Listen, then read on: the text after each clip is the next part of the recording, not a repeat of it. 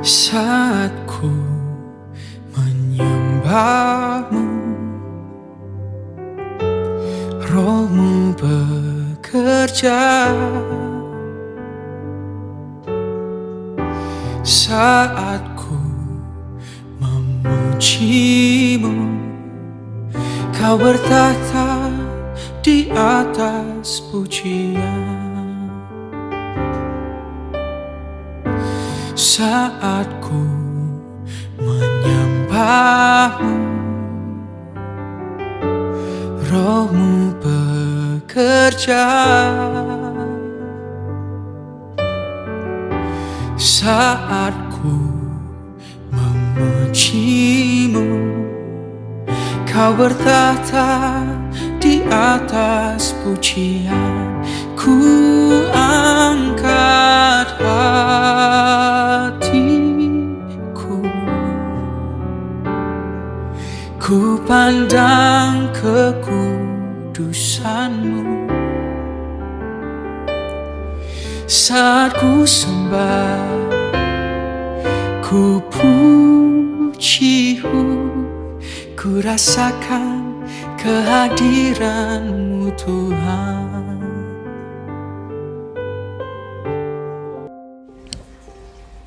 Puji Tuhan, saudara yang kekasih, pada saat hari ini kita masih untuk dapat mendengarkan firman Tuhan.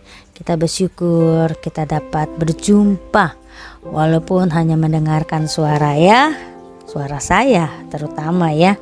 Puji Tuhan. Mari sebelum kita akan mendengarkan firman Tuhan, kita berdoa saudara. Mari kita bersatu di dalam doa. Bapa kami yang bertata di dalam kerajaan surga, Bapa yang kami kenal di dalam nama Tuhan Yesus Kristus. Bapa, siapkan hati kami, siapkan pikiran kami, siapkan Bapa untuk kami siap mendengarkan firman-Mu. Buka hati kami Roh Kudus, jamah setiap kami Tuhan. Pimpin kami ya Bapa. Terima kasih ya Tuhan. Biarlah pada saat hari ini kami akan mendengar firman-Mu yang akan kami dengar menjadi berkat dalam setiap langkah hidup kami saat ini. Hanya di dalam nama Tuhan Yesus Kristus kami berdoa. Amin. Amin. Hai saudara. Coba kita yang masih semangat, kita senyum dulu. Kiri, samping kanan kita, apapun yang ada di depan kita, kita kasih senyum. Barangkali kita senyum juga dengan diri kita, bahwa kita tetap semangat dan kita sehat selalu dalam lindungan Yesus Kristus. Amin. Kita masih dapat mendengarkan firman Tuhan di ibadah rumah GBI JAT. Kita siap ya untuk mendengarkan firman Tuhan. Mari saudara, kita buka dalam kitab Mazmur pasal 25 ayat 8 sampai 15. Mazmur pasal 25 ayat 8 sampai 15. Demikian firman Tuhan. Tuhan itu baik dan benar, sebab itu Ia menunjukkan jalan kepada orang yang sesat. Ayat 9, Ia membimbing orang-orang yang rendah hati menurut hukum, dan Ia mengajarkan jalannya kepada orang-orang yang rendah hati. Ayat 10, segala jalan Tuhan adalah kasih setia dan kebenaran bagi orang yang berpegang pada perjanjiannya dan peringatan-peringatannya.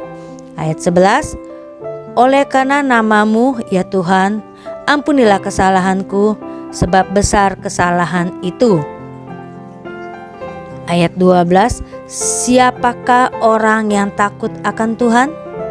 Kepadanya Tuhan menunjukkan jalan yang harus dipilihnya. Ayat 13, orang itu sendiri akan menetap dalam kebahagiaan, dan anak cucunya akan mewarisi bumi. Ayat 14, Tuhan bergaul karib dengan orang yang takut akan Dia, dan perjanjiannya diberitahukannya kepada mereka. ayat 15. Mataku tetap terarah kepada Tuhan, sebab Ia mengeluarkan kakiku dari jaring. Haleluya, amin. Saudara, demikianlah firman Tuhan. Tema pada saat hari ini, hidup di jalan Tuhan. Tema hari ini, hidup di jalan Tuhan. Hidup di jalan Tuhan. Tuhan menunjukkan jalan kepada orang-orang yang mau dekat, yang mau bersandar, yang mau berharap kepadanya. Kita tahu saudara-saudara yang kekasih di dalam Tuhan, mungkin kita umat manusia yang terbatas ini memiliki kemampuan untuk melacak dan memahami jalan, pikiran, dan rancangan Tuhan Allah yang tidak terbatas. Kitab suci mengungkapkan betapa dalamnya kekayaan, hikmat, dan pengetahuan Allah. Sungguh tak terselidiki keputusan-keputusannya, dan sungguh tak terselami jalan-jalannya.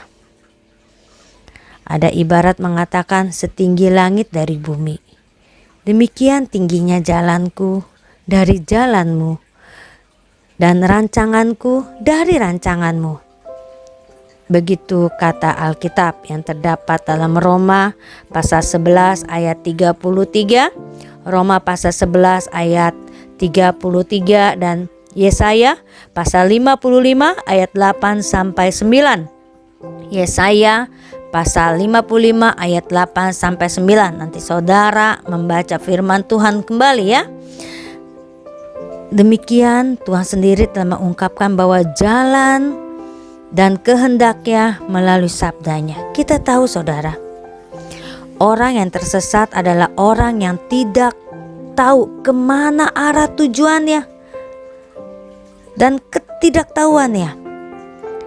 Ia tahu arahnya namun kehilangan petunjuk untuk menuju kemana dia harus berjalan. Ada beberapa tindakan yang harus diambil oleh orang tersesat, antara lain bertanya kepada orang yang tahu arah jalan, atau mencari petunjuk yang benar, atau kembali menuju titik awal perjalanan agar tidak semakin jauh tersesat. Kalau saudara mau berangkat pergi bekerja, pasti saudara tahu tujuannya, tahu jalannya. Kita yang kuliah atau kita yang mau pergi, oh ya saya mau melayani, kita tahu di mana arah jalan kita yang lebih dekat untuk sampai tempat tujuan kita. Saudara yang kekasih dalam Tuhan, tema pada saat hari ini kita tahu hidup di jalan Tuhan. Bagaimana hidup di jalan Tuhan? Bagaimana hidup di jalan Tuhan? Yang pertama adalah orang yang rendah hati. Orang yang rendah hati. Orang yang rendah hati. Yang kedua, orang yang berkomitmen. Orang yang berkomitmen. Orang yang berkomitmen. Ketiga, orang yang mau dibentuk. Orang yang mau dibentuk. Orang yang mau dibentuk. Biarlah pada saat hari ini saudara yang kekasih dalam Tuhan, kita orang-orang yang percaya, kita mau hidup di jalan Tuhan. Bagaimana hidup di jalan Tuhan? Yang pertama, orang yang rendah hati. Kebaikan Tuhan nyata, sebab Ia tidak selamanya menghukum orang-orang yang sesat jalannya. Pintu pengampunan Tuhan tetap terbuka lebar, terutama bagi mereka yang menyadari kesalahannya dan mau bertobat dan mau kembali datang kepada Kristus. Hanya orang yang rendah hati yang mau menyadari dan mengakui kesalahannya. Dan orang-orang yang rendah hati itulah yang akan dibimbing, diajar oleh Tuhan sampai mereka menemui kebahagiaan. Itu yang terdapat yang pertama, orang yang rendah hati dalam ayat yang terdapat dalam Mazmur 25 ayat 8 sampai 9. Kita boleh diingatkan bahwa kerendahan hati akan membuat kita dihormati dan disayangi Allah. Ini merupakan hadiah sejati atas kerendahan hati. Tak ada pakaian yang lebih pantas bagi kita selain jubah kerendahan hati. Wih, haleluya saudara. Dalam Matius pasal 23 ayat 12 berkata, dan barang siapa meninggikan diri, ia akan direndahkan. Dan barang siapa merendahkan diri, ia akan ditinggikan. Mari saudara, kita mau menjadi anak-anak daripada Yesus Kristus yang rendah hati. Kita mau jadi orang-orang yang rendah hati. Itu adalah bagian yang pertama. Bagaimana hidup di jalan Tuhan orang yang rendah hati. Bagian yang kedua, bagaimana hidup di jalan Tuhan orang yang berkomitmen. Yang terdapat dalam Mazmur 25 ayat 10 sampai 11. Mazmur 25 ayat 10 sampai 11. Apa sih itu berkomitmen? Ada satu keputusan, ada satu tujuan bahwa itu yang harus saya lakukan. Tapi orang sombong sulit untuk mengakui kesalahan. Biasanya mereka selalu mencari kambing hitam untuk membenarkan dirinya. Mereka juga sulit mengakui kelebihan orang lain dan selalu mengandalkan kemampuannya sendiri. Menganggap orang lain lebih rendah dibandingkan dirinya. Tidak ada gunanya seorang memohon bimbingan Tuhan kecuali dia yang mau berkomitmen untuk mematuhi perintah-perintah Tuhan. Jika kita mau Tuhan membimbing jalan dalam kehidupan kita, kita harus mau mengakui dosa dan kesalahan kita di hadapannya. Juga mau mengakui kelemahan dan keterbatasan kita. Tanpa pengakuan itu, hidup kita akan menuju kebinasaan. Jadi, hanya saudara yang menentukan jalan itu. Ada satu keputusan yang saudara yang harus lakukan. Kita harus mempunyai berkomitmen. Orang yang berkomitmen, yang ada satu tujuannya. Itu adalah bagian yang kedua.